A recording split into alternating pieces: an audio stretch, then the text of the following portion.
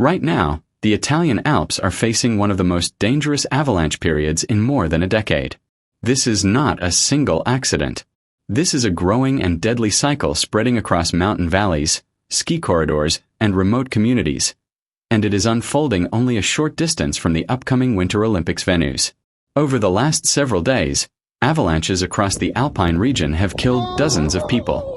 Rescue services confirm that this winter is already approaching the total number of avalanche deaths normally recorded in an entire season, and the season is not even halfway finished.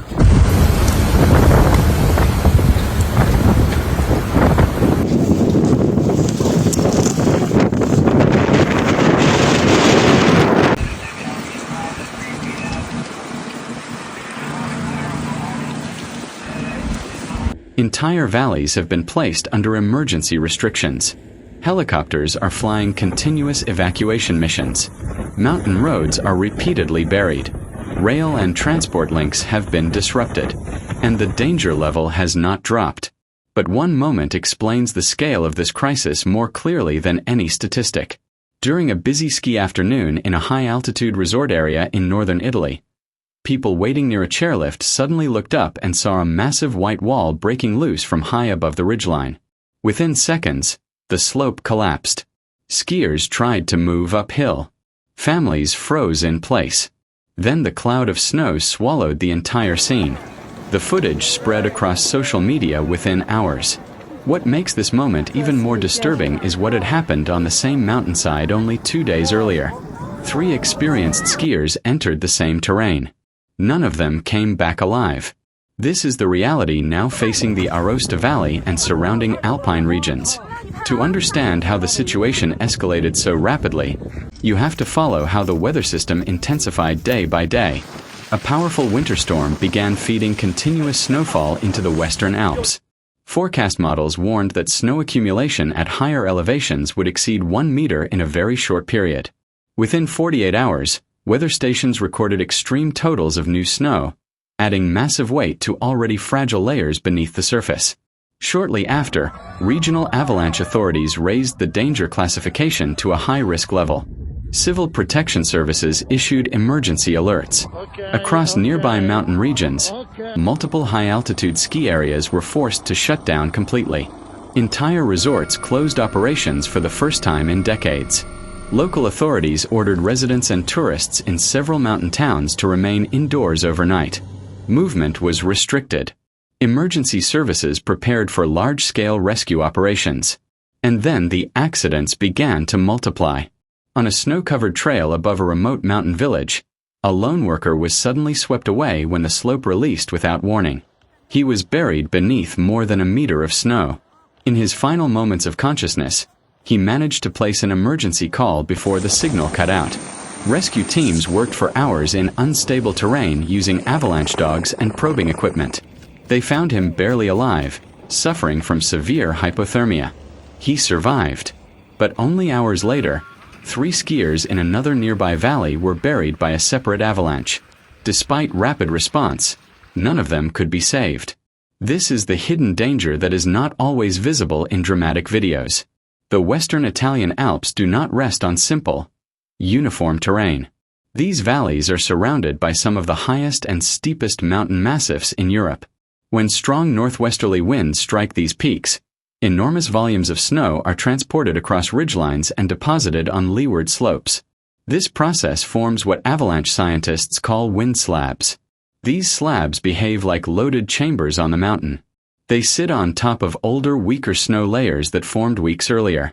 Those deeper layers are made of fragile crystals that fracture easily and can collapse across entire slopes once disturbed. Experts explain that many of the most dangerous trigger points are invisible, even to professionals. A single skier, a snowboarder, or a small vibration can be enough to cause a catastrophic release. But unstable snow was only one half of the problem. The second force tightening around these valleys is human pressure. With major international sporting events approaching in northern Italy, tens of thousands of visitors have arrived in the Alps during some of the worst snowpack conditions in years. Fresh snowfall attracts freeriders and backcountry skiers seeking untouched slopes. As crowds increase, the probability of triggering weak layers rises sharply. Authorities have warned that accidents are increasing in direct proportion to the number of people entering dangerous terrain.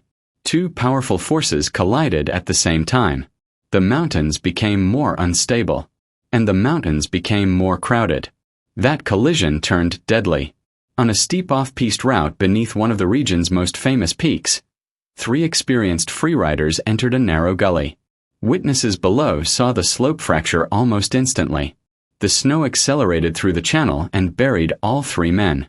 One was found lifeless at the scene. Another died later in hospital despite resuscitation attempts. The third remained buried for nearly 40 minutes before being airlifted out. He fought for his life overnight.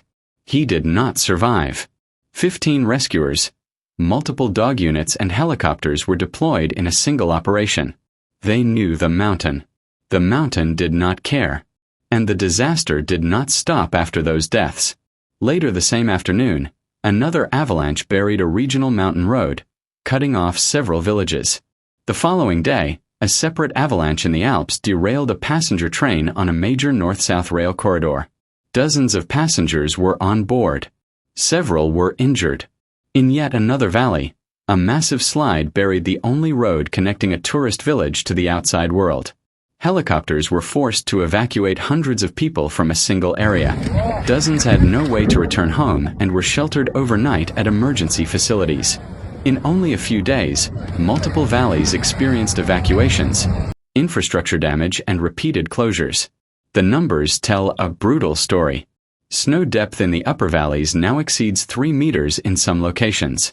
Dozens of avalanche deaths have already been recorded across the Alps this winter, far above seasonal averages for this stage of the year.